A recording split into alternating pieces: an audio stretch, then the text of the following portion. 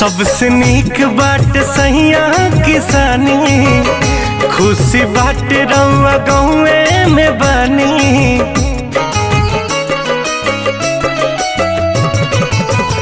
सबसे नीक बाट सहिया किसानी, खुशी बाट रउआ घरवे में बानी। मारो कमैला के ए जी बहरा में गईला के, मारो कमैला के अब बहरा में गईला के।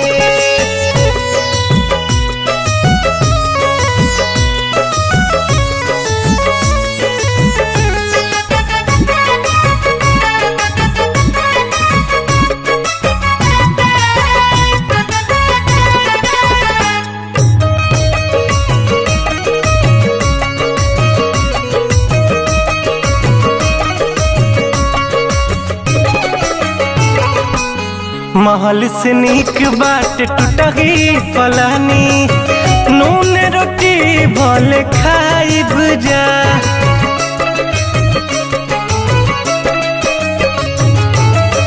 अखिया के सोझा रहब राज रहुआ, समय जिंदगिया बिताइब जा।